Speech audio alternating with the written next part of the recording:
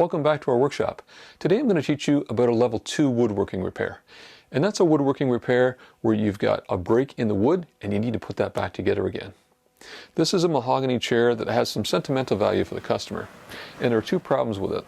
There's one split across here, halfway across this board, and then there are multiple fractures up here where the wood is starting to come apart. I'm going to show you how to deal with these. I'll share some tips and tricks with you and show you how to be successful with furniture repairs. As a furniture repair business, we're opening the doors to our workshop to show you the tools and techniques to repair furniture. What I need to do is take that apart, repair it, and put it back together so I can get this chair in working order. We give you tips to make your repair projects easier. Let's get into the workshop and start fixing furniture. The first step on this repair project is to remove the seat cushion so I can get access to this break. I'm going to roll out some cushioning on the workbench and then we can lay this down and take a look at it. Seat cushions are just held in by screws underneath here, so we'll take those out and we'll get the cushion off.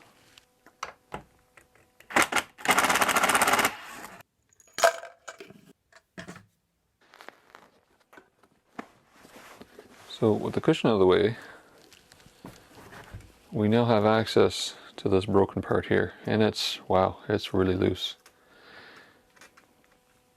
It looks like there are multiple fractures in it. So the challenge here is how to get glue into this. Sometimes it's best to break the piece right off, but there is a section here where it's unbroken, so I don't think that's a good idea here. It's got a fair bit of movement, so we're going to open it up and get some glue in there. I think we should be able to get this back together without much problem. Now here you can see the split on the inside. It starts to get towards the corner, so if I open that up a little bit, there's about an inch down this side where it's still connected. But there's one more problem.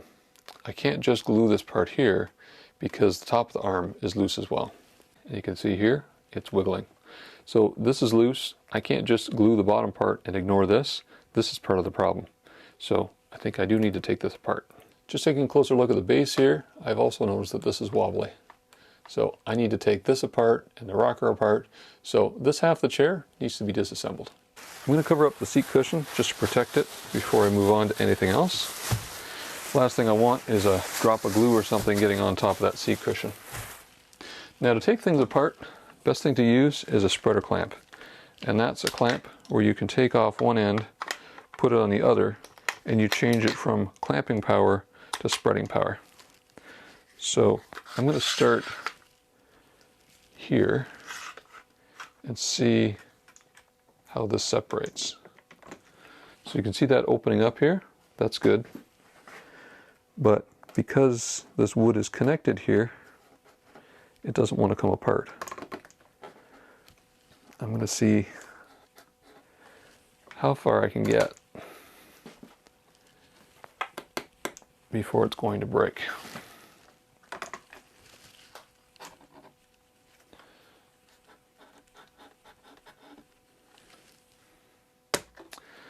It's going to force me to break this to get it apart. Let me see if the base is loose at all.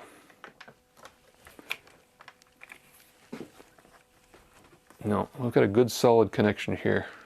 So I don't want to take that apart.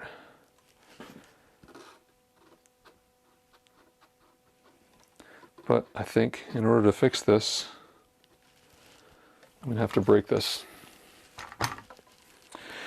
Sometimes you have to do a little bit of damage to fix a problem.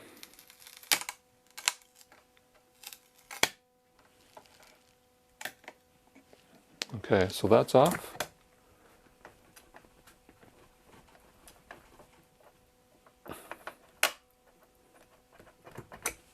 There we go. Okay, I know that can be a little nerve-wracking to actually break something further, but in some cases like this, it's actually best to do that and then glue it back together again. So take that off and I'll disassemble the leg and then we'll know all the parts that we're dealing with. Next, I will unscrew this. I found in old-fashioned rockers, there are screws that go through these. And sometimes these break. You can see that on another video of a repair that I did. That one's not too bad.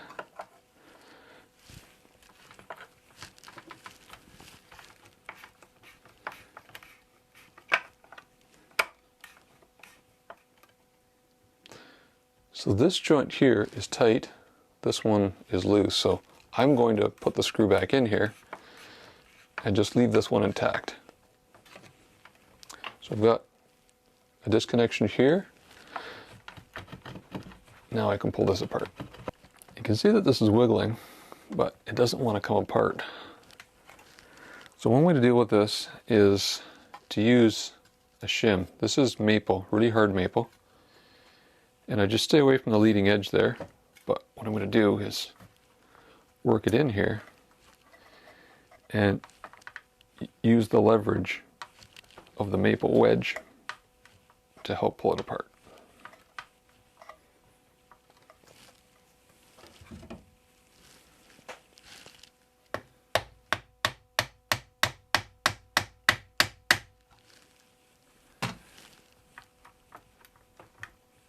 Wow, it's really in there. So it looks like it's just this back part that's disconnecting, but the front part's intact. So what I'm going to do is put some vinegar in here and see if I can loosen up this joint. Vinegar will break down hide glue, so let that sit for 15 minutes and then come back to it. This is starting to loosen here. You can see if I pull it open, there's a bit of a gap forming. So I'll just put more vinegar in there, give it a wiggle,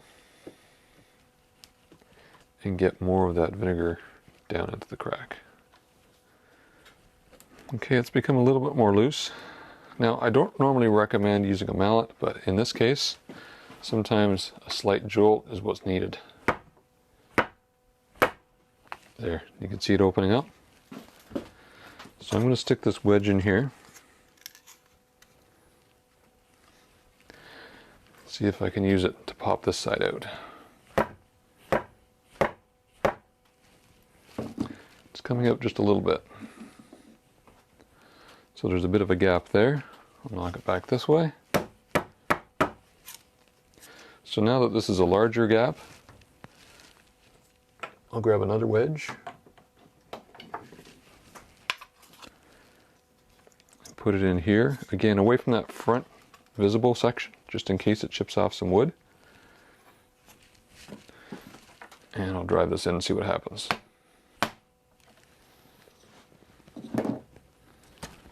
Okay.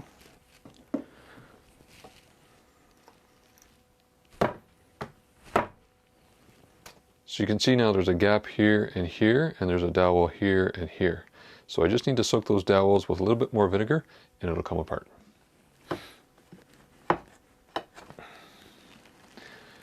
There's some of the wood on that piece was between these two dowels, and that's why it was so difficult to get apart. But we'll let that dry up and then we can glue it back together. Now we can focus on this break here and putting it back together again. I've taken a close look at this and it looks like there was a previous break in here that someone's already repaired, and there's a couple of what look like wooden pins here that are protruding. So I don't want those to get in the way of getting a nice tight joint here. So I'm going to cut those off first and then we'll see how this part fits. I think these are dowels, but I'm not quite sure. So instead of ruining a chisel, I'm going to use an abrasive blade on my Dremel to see if I can take these out.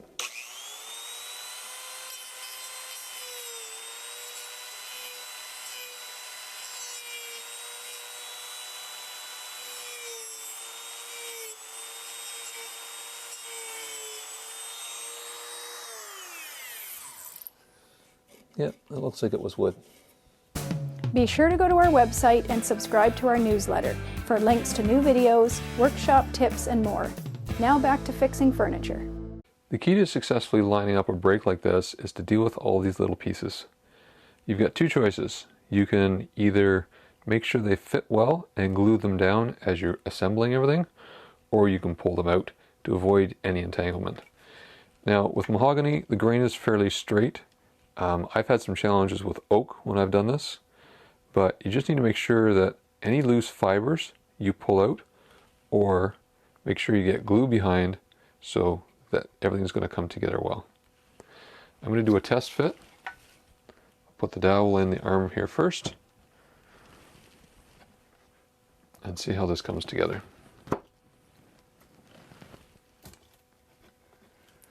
Now there is one piece that's missing here that was missing before, so I'll have to fill that in, but that is something you do at the end.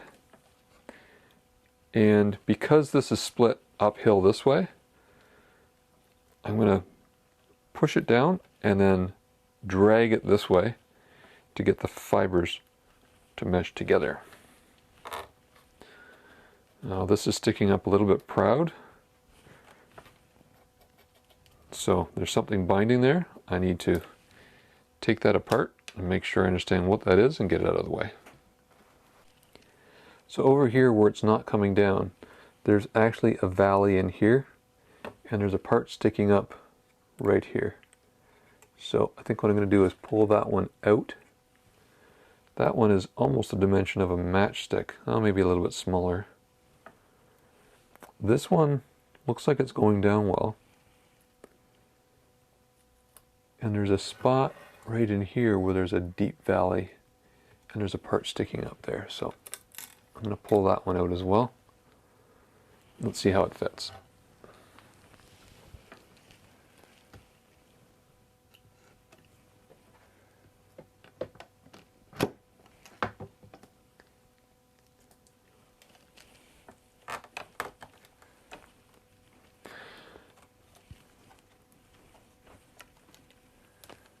Okay, that's much better. It's still sticking up a little bit. Put a clamp on it and see if it goes down tight. No, there's just a little bit sticking up there. So I've got to do a little bit more investigation to figure out what that is. I worked a little more on it and pulled out a few more pieces. I'll give it another test fit.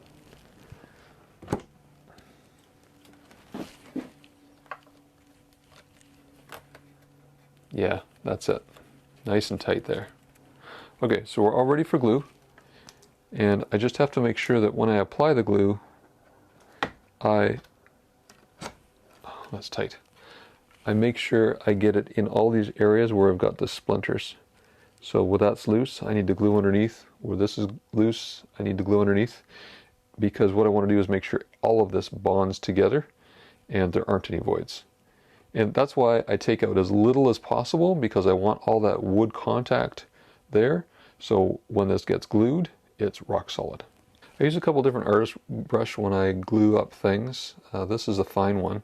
So this allows me to get into these little areas here where I want to get underneath the parts. So I'll just carefully lift that up, get some glue underneath there. Get it on both sides, and then I know this piece is going to stick down. Now there's a really tiny one right there.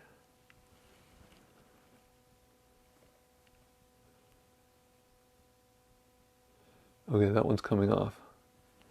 I'm going to have to put that one in at the end. And then for the rest of it, oh, there's one more here. What I do is use a larger brush just to get the glue coated across that full joint. Just have to be careful when you're doing this that you're not going to damage any of the parts, because that will mess up your alignment.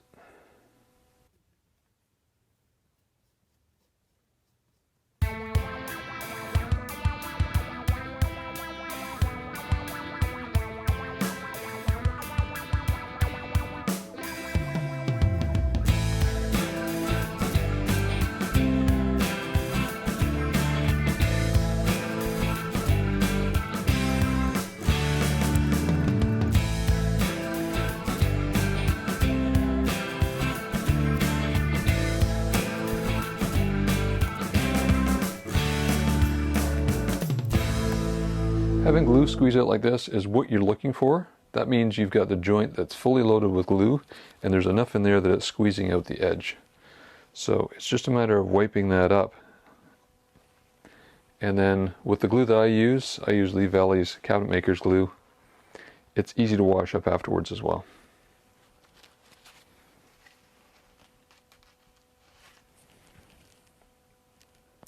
So I need to get a clamp on there. It's just slightly out of alignment. And you can see if I squish a bit, there's more glue squeeze out coming out. So there's a bit of a void there. But one more clamp, that'll get that level. Now on the top of the arm here, I use hide glue. And the reason I did that is because this is an antique. And if there's a problem in the future, hide glue can be reversed with vinegar and heat. So this can be taken apart. It's really important to use hide glue when you're repairing joints in furniture if they're antiques. And hide glue is water soluble, so this will just wash off afterwards. But I'll get the bulk of it out now. While this glue is setting up in the clamps, I'm going to work on this area here, and there's a fracture in a couple different spots. I'm going to use a different gluing technique and show you how to glue up something like this. I take some really hot water from the tap, and I put my glue in there and let it thin. So liquid hide glue, Type Bond, or Old Brown will get thinner and thinner the warmer it gets. So what I'm going to do is warm this up, put it in a syringe, and that'll allow me to inject and get that seepage going into that crack. I start off with a stopper, and the tip I want to use, I've got a finer tip here, that's the blue tip, and then a syringe. And once this is warm, I will put, this is a stopper, put the stopper on there, fill it up, and we're ready to go. You can see here as I move this piece, the top is still intact. There's no split there. So I want to leave that as is, so you're not going to notice that there was a break here, and just work at it from behind. With the cap on the syringe, I can now fill it up, and you can see how thin the glue is. This is exactly what I want, because I want it to move around in that joint as much as possible. So I'll just put the end on here, and we'll switch out the top. Oh, I better wait until that air bubble gets to the top here, or we'll get glue everywhere. Okay, so I can switch out the tip, put it on, and we're ready to go. I've done this with PVA before, and it seems to be much thicker. It doesn't work as well. But when you've got that warmed up hide glue, it really gets deep in there and allows the glue to seep in properly. So the technique I use is dive deep as far as I can without damaging the wood with that glue and load up the joint. When you squeeze it together, you get an idea of if you've got enough glue or not. What you're aiming for is some squeeze out. That tells you you've got enough glue in there that there's enough that's squeezing out the edges. So it's just a matter of working your way in a couple different angles, and then once you're done, give it a squeeze and make sure you've got squeeze out along the full joint to make sure you've got enough glue. This makes a really strong joint. When you're all done, you can clean out the syringe. It's easy, warm water will get it out. Just clean out all the parts, you're good to go next time. Roll this over one more time, and then we can put the rocker on. I'm just clearing out these mortises with a drill bit.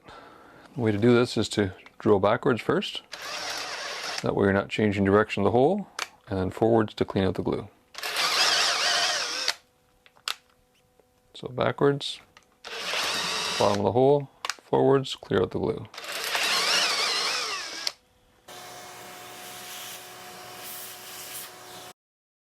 So again, I'm using hide glue on this joint because if there was something wrong with this joint in the future, you want to be able to take it apart, and you can see how well that vinegar trick worked.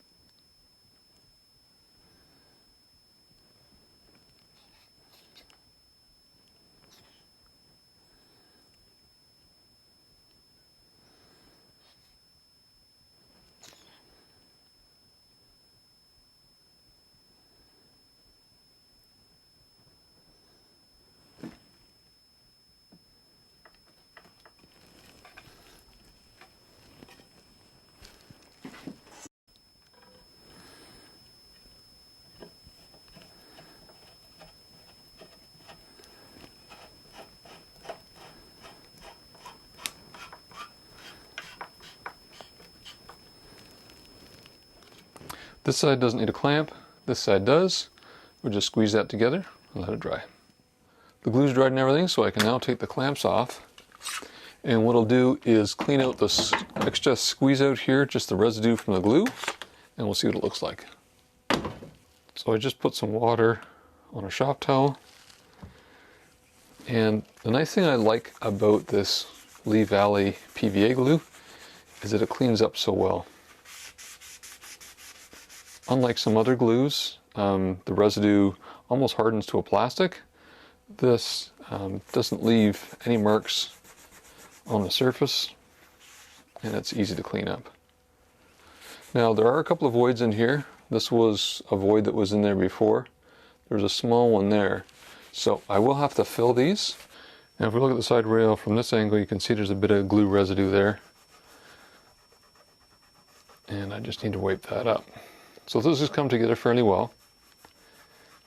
This is the spot here where I actually snapped off the rest of it, and there's a little piece here that came out. So there is a touch-up I need to do there as well with the burn-in stick.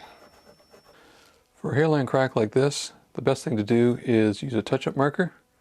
It's just a matter of coloring it in and then wiping it off.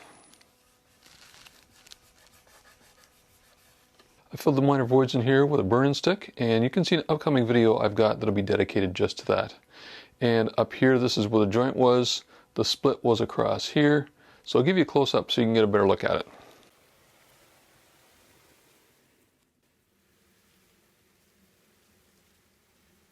The final step is to put the seat cushion back on, and it just goes on the same way it came off. 2 screws in the front, friction fit at the back. Well, I hope this gives you a good idea of what a level 2 woodworking repair is about. Having something that's split and being able to put it back together again to make a piece of furniture functional. A level 1 woodworking repair is taking a piece apart and being able to put it back together again. All you're working on there is the joinery. So this is more sophisticated. If you want to learn more about furniture repair levels, check out our website, wouldn'titbenice.ca. If you can give this video a thumbs up, it'll tell YouTube this is a quality video and they'll promote it to more people. And if you'd like to subscribe, click over here, click on the bell icon, and you'll get notified every time we publish a video. Thanks for watching Fixing Furniture.